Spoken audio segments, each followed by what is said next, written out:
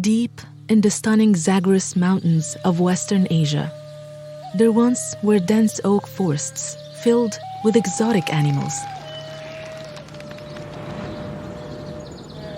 Brown bears, wild goats, and striped hyenas roamed free. Squirrels with deep red tails climbed the tallest trees and buried acorns underground, while eagles, bustards, and vultures soared overhead. But after years of war and habitat destruction, the mountains became eerily quiet. There were only the echoes of all that had been lost. Where did all of the animals go?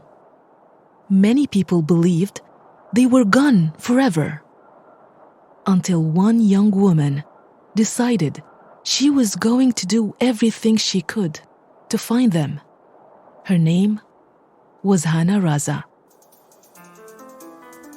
I'm Nourhan Magdi, and this is Goodnight Stories for Rebel Girls, a fairy tale podcast about the rebel women who inspire us.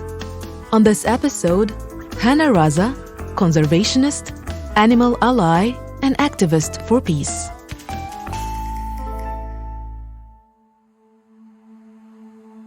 Hana grew up in part of the Zagros Mountains where Iraq, Iran, Turkey, and Syria meet, known as Kurdistan.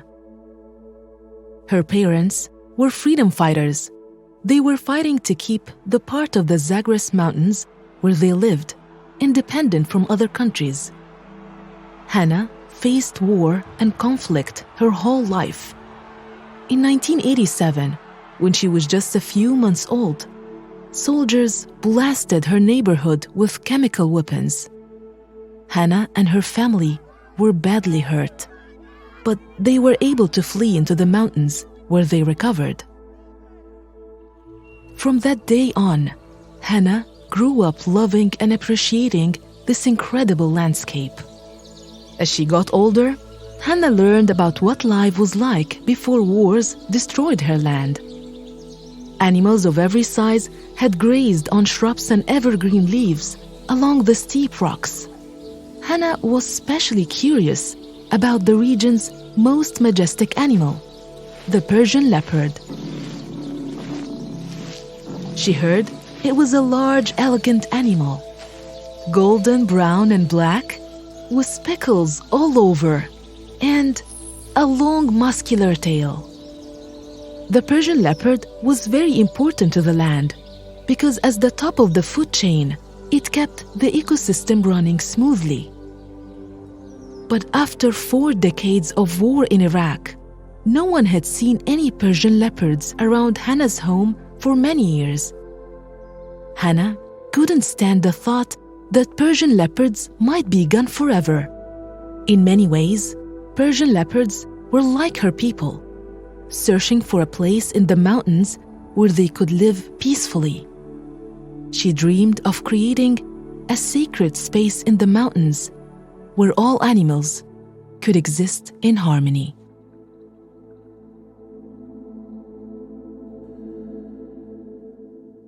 When she was 22, Hana joined Nature Iraq, a conservation group that protects and restores Iraq's wildlife. Nature Iraq works with villagers and local police to access remote rivers and rocky cliffs and document plants and animals they see. For many years, people in this region struggled to find enough food and keep their families safe from war. Making the environment a priority was something new to them. But just like Hana, Nature Iraq saw how everyone and everything is interconnected. They were determined to help all creatures living there. Hana knew in order to protect the Persian leopard, she had to find one first. No one believed she would succeed, but she thought, the Persian leopard is too strong. It can't survive the wars. She set up camera traps in the wilderness, hoping to catch a picture of these missing creatures. Then, she and some fellow conservationists hiked up the steep rocky path, searching for paw prints or any signs of animal life. They moved through small villages and asked local people what they had seen and which animals were most common. Then, they set up their camps for the night. Hana could feel the eyes of the villagers on her. What was this unmarried woman doing here, staying in camps with men? This was not a normal job for a woman in this part of the world. Hana knew people would talk about her and wonder how long she would last. But Hana refused to give up. The mountains had saved her family. Now, she was going to save the mountains.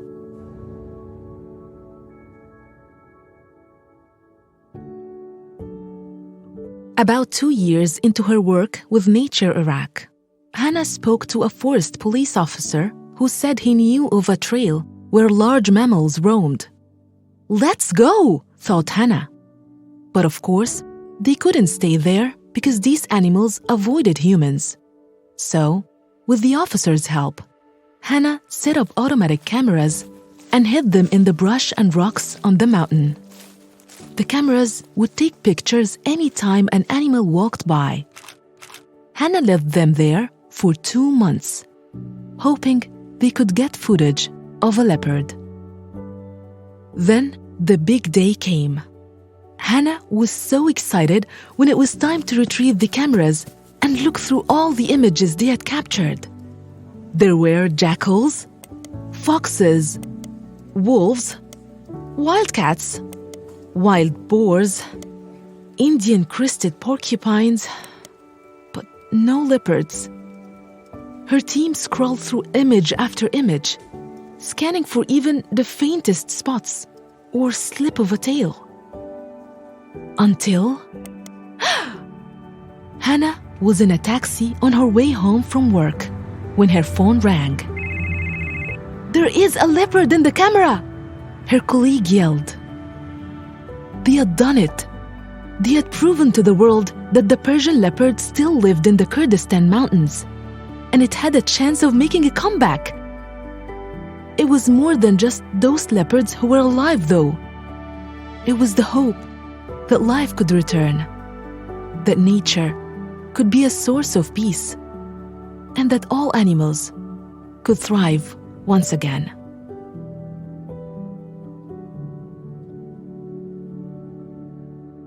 That day in 2011 was really just the beginning for Hana. Since then, she has continued to track the Persian leopard population and its habitat. She's won the Future for Nature Award and was named one of the 50 people changing this world by the Explorers Club. She even started her own organization called Leopards Beyond Borders. Many people now recognize how important Hana's work is to the world. Together with other environmental groups, she is planning a peace park that will stretch across Iraq and Iran. Here, the natural world will be free from any hunting, deforestation, or fighting. The people of the region will benefit too. Conservation projects in the peace park will provide new jobs and a new way to live. It may take a long time to build, but Hana believes in her mission. She knows there are powerful connections between humans, animals, and the natural world, and peace is possible for all living beings. She's also really eager to see her first Persian leopard in person, but again, it might take a while for that to happen. "I believe in patience," Hana says. "Everything comes at the right time." Whether she's climbing craggy mountains or searching through a camera lens, Hana is a true trailblazer. She is spreading her love of this world to all creatures, great and small, saving this planet one paw print at a time.